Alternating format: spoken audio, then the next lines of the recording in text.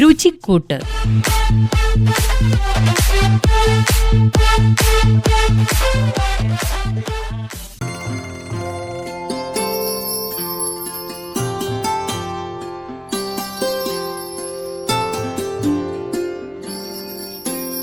രുചിക്കൂട്ടിൻ്റെ പുതിയൊരു എപ്പിസോഡിലേക്ക് എല്ലാവർക്കും സ്വാഗതം. ഉച്ചയ്ക്ക് കഴിക്കാൻ പറ്റുന്ന ഒരു റെസിപ്പിയിലേക്ക് കടക്കാം. പെട്ടെന്ന് ഉണ്ടാക്കാൻ പറ്റുന്ന ഒരു കാര്യമാണ് ഞാൻ പറയാൻ പോകുന്നത്. അത് തയ്യാറാക്കാനായിട്ട് സാധാരണ ബിരിയാണി അരി ഉണ്ടാക്കുന്നത് പോലെ നമ്മൾ വെള്ളം തിളപ്പിക്കുക, അതിലേക്ക് സ്പൈസസ് ഇടുക, ഒരു കഷ്ണം മുളക് ഇടുക, കുറച്ച് മല്ലിയില ഇടുക, അതിനുശേഷം സാജീരകം ഉണ്ടെങ്കിൽ അതൊരു ഇത്തിരി ഇടുക, ഉപ്പിടുക, കുറച്ച് എണ്ണ ഒഴിക്കുക, അല്പം നാരങ്ങാനീര്, ഇത്രയും ചേർത്ത് അരി വേവിക്കുക. അതവിടെ മാറ്റി വെക്കുക. ഇനി നമ്മൾ കുറച്ച് കൂണെടുക്കാനാണ് പോകുന്നത്. കാരണം നമ്മളെല്ലാവരും പുതുവർഷം എന്ന് പറയുമ്പോൾ അതൊരു ഹെൽത്തി ആയിട്ട് സ്റ്റാർട്ട് ചെയ്യാൻ ആഗ്രഹിക്കും. വർഷം മുഴുവൻ അത് കൊണ്ടുപോവുകയും വേണം. അപ്പം ഹെൽത്തി ആയിട്ട് കഴിക്കുവാൻ നമ്മൾ തീരുമാനിക്കുമ്പോൾ കാലറി കുറഞ്ഞ കാര്യങ്ങളാണ് നമ്മൾ ആദ്യം ആലോചിക്കുന്നത്. എന്നാലും രുചിക്ക് ഒരു കോംപ്രമൈസ് നമ്മൾ കൊടുക്കൂല. അതുകൊണ്ട് നമ്മൾ കൂൺ ഉപയോഗിച്ചിരുന്നിങ്ങനെ ബാക്കി കാര്യങ്ങൾ ചെയ്യാമെന്ന് നോക്കാം. അപ്പം നമ്മൾ കുറച്ച് കൂൺ എടുക്കുന്നു. അതോടൊപ്പം തന്നെ കുറച്ച് ക്യാരറ്റ് പീസാക്കുക, കുറച്ച് പീസ്. ഇതിലേക്ക് നമുക്ക് കുറച്ച് തൈര് ഒഴിക്കാം. അതിൻ്റെ കൂടെ നമുക്ക് ബിരിയാണിയുടെ മസാല ഉണ്ടെങ്കിൽ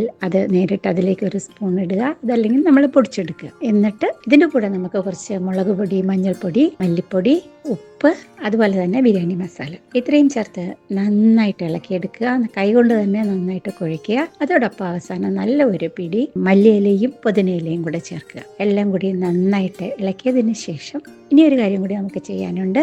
കുറച്ച് വെളുത്തുള്ളി, അതുപോലെ തന്നെ പച്ചമുളക്, അതോടൊപ്പം ചെറുതായിട്ട് അരിഞ്ഞ് ഫ്രൈ ചെയ്തെടുത്ത സവോള, ഇതും കൂടി കുറച്ചിട്ടിട്ട് ഒന്ന് നന്നായിട്ടൊന്ന് ചതയ്ക്കുക. ഈ ചതച്ചെടുത്ത മിശ്രിതവും കൂടെ നമുക്കിതിലേക്ക് ചേർക്കാം. അപ്പം നമ്മളുടെ കാര്യമെല്ലാം റെഡി ആയിട്ടുണ്ട്. ഇനി ഒരു ചീനച്ചട്ടി അടുപ്പത്ത് വെക്കുക. നമ്മൾ വറുത്തെടുത്ത എണ്ണയുടെ ബാക്കി ഉണ്ടാകും, വേണമെങ്കിൽ അല്പം കൂടി ചേർക്കുക. എന്നിട്ട് ഈ ഒരു മഷ്റൂമിൻ്റെ കൂട്ട് നമുക്കതിലേക്കിട്ട് നന്നായിട്ട് വഴറ്റിയെടുക്കുക. വഴറ്റിയെടുത്തിട്ട് ഇത് ആദ്യത്തെ ലെയറായിട്ട് ഇട്ടതിന് ശേഷം മുകളിൽ ചോറും അതുപോലെ തന്നെ കുങ്കുമപ്പൂ പാലിലിട്ട് അതൊഴിക്കണമെങ്കിൽ അതൊഴിക്കാം, ഇല്ലെങ്കിൽ വേണ്ട, അതിന് നീര് വേണമെങ്കിൽ ഒഴിക്കാം. പിന്നെ നമ്മൾ നേരത്തെ എല്ലാത്തിനും ചെയ്യുന്നത് പോലെ ഫ്രൈ ചെയ്തെടുത്ത കാഷ്യൂനട്ട്, കിസ്മിസ് ഇതൊക്കെ ഇട്ട് സാധാരണ പോലെ ദം ചെയ്തോ ദം ചെയ്യാതെയോ വേണമെങ്കിൽ നമുക്കിത് കഴിക്കാം.